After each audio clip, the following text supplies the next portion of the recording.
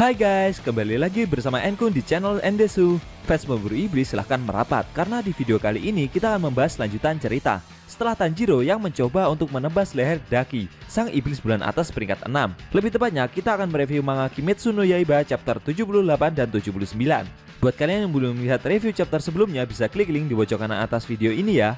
Dan buat kamu yang cuma ngikutin animenya atau tidak mau kena spoiler, Enkun sarankan bikin stop videonya aja dari sekarang. Nah, di chapter 78 ini Tanjiro masih mencoba menghadapi Daki. Di sisi lain, para pemburu iblis mulai menyelamatkan Sandra yang iblis bulan atas sembunyikan. Penasaran? Oke, langsung aja kita bahas. Let's go!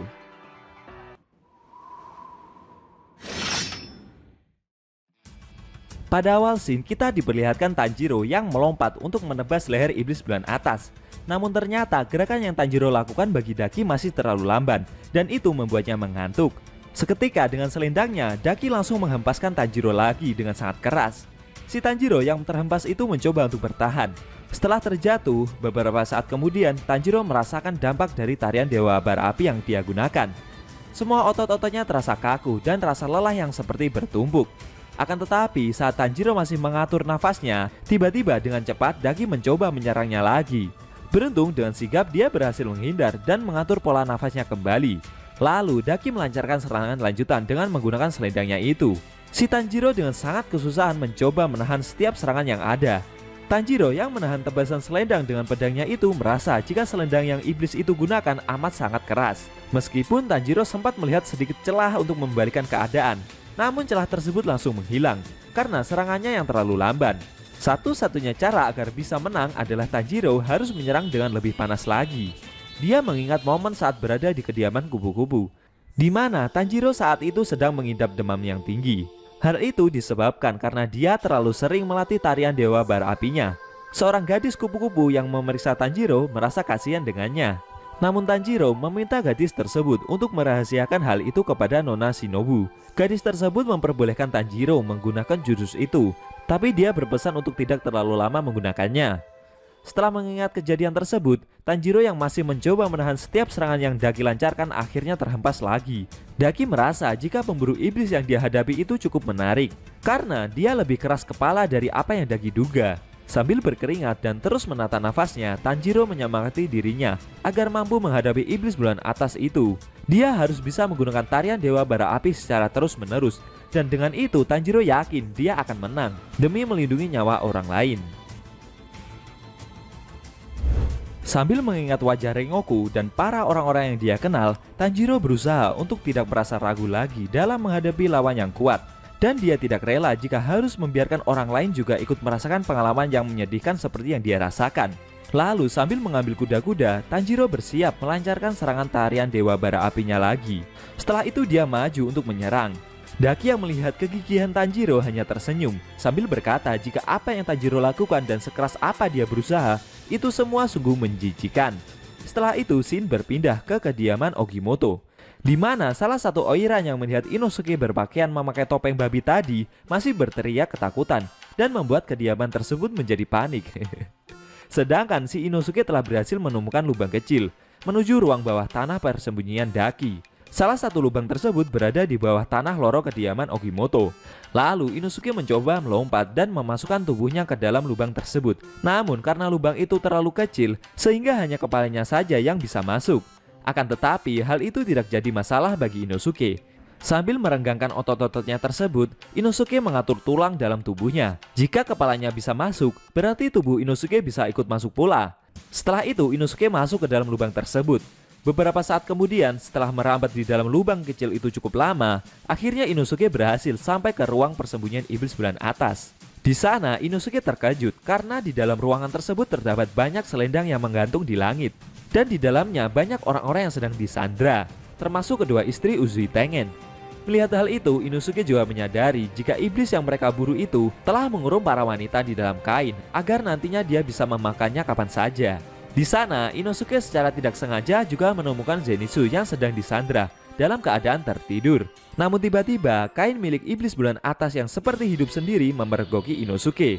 Si Inosuke yang melihat ada kain yang dapat bergerak dengan sendirinya amat sangat terkejut. Akan tetapi dengan sigap, Inosuke langsung menebas selendang-selendang yang mengurung para wanita itu. Satu persatu wanita yang disandra akhirnya keluar dari dalam selendang yang Inosuke tebas tersebut. Melihat aksi yang Inosuke tunjukkan, selendang iblis tersebut menyadari jika pemburu iblis yang ada di hadapannya ini sangat lihai dalam menebas tanpa mengenai sandera yang dikurung. Selain itu, panca indera dari Inosuke sangat tajam, terutama kemampuannya untuk merasakan aura membunuh lawannya. Tidak peduli menyerang dari arah mana, dia bisa merasakan dan dapat menghindar dengan mudah. Namun dari kejauhan, Daki meminta selendangnya itu untuk menangkap Inosuke hidup-hidup dan memanfaatkan cadangan makanan yang ada dengan menyisakan 10 wanita cantik. Sedangkan untuk sisanya boleh dibunuh sepuasnya. Inosuke mencoba untuk menebas selendang iblis itu. Namun karena selendang tersebut terus menggeliat, Inosuke jadi kesulitan untuk menebasnya. Secara mengejutkan, selendang itu mencoba untuk menyerang Inosuke. Namun dengan sigap, si Inosuke menghindar dan mencoba menyerang balik selendang tersebut. Akan tetapi selendang itu berkata jika apa yang Inosuke lakukan tidak ada gunanya, karena selendang tersebut bukanlah tubuh asli dari iblis bulan atas. Selain itu, dengan Inosuke membebaskan para wanita yang disandra, otomatis dia tidak bisa meninggalkan para wanita itu begitu saja. Selendang tersebut bisa dengan mudah pulih kembali bahkan setelah ditebas sekalipun. Caranya dengan memakan para sandera yang ada. Selendang iblis tersebut perlahan menangkap para sandera yang sedang tergeletak di tanah satu persatu. Inosuke mulai merasa kesulitan menghadapi selendang iblis itu karena dia harus bertarung sekaligus melindungi para sandera yang ada. Akan tetapi tiba-tiba selendang-selendang tersebut pergerakannya dihentikan oleh kunai yang dilemparkan seseorang dari kejauhan.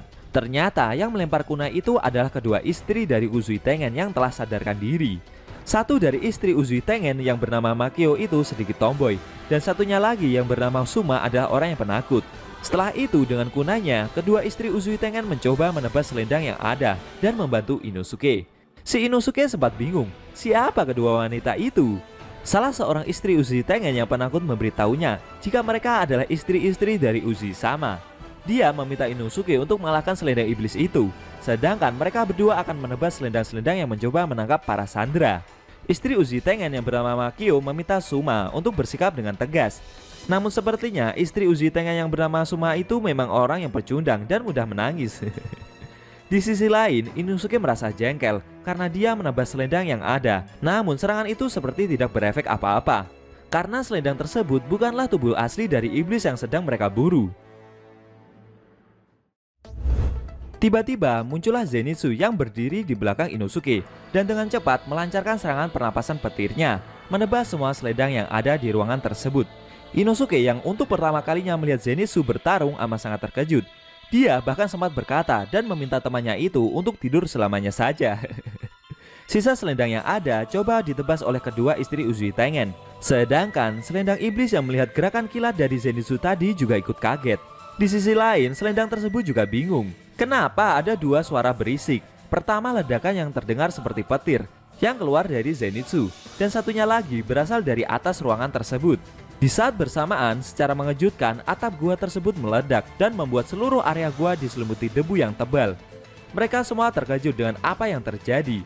Selendang iblis itu merasakan ada angin berhembus dari atas. Dia menyadari jika itu adalah serangan dari seseorang yang membuat lubang udara dari atas menjadi terbuka lebar. Semakin lama, debu yang ada di dalam gua mulai menghilang, dan perlahan terlihat seorang sosok. Ternyata itu adalah Uzui Tengen yang mencoba menerobos masuk ke dalam gua dari jalanan distrik bunga yang dia gali. Selendang iblis tersebut menyadari dengan hawa keberadaan Uzui Tengen jika dia adalah seorang pilar. Dan benar saja dengan mudahnya Uzui Tengen langsung menebas selendang yang ada dengan mudahnya. Seketika semua selendang yang ada di dalam gua tersebut langsung terpotong-potong habis.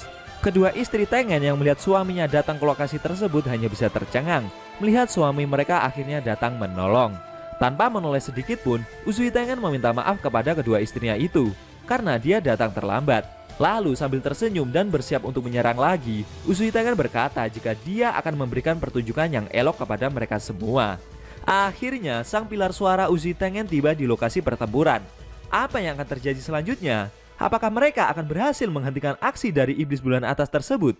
Lalu bagaimana nasib dari Tanjiro yang sedang bertarung dengan Daki tadi? Sayang sekali Shin Manga Kimetsu no Yaiba chapter 79 telah berakhir.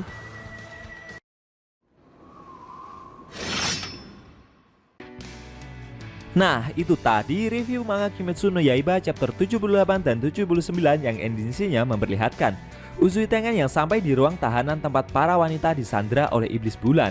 Bagaimana menurut kamu? Jangan lupa tinggalkan komentar kalian ya.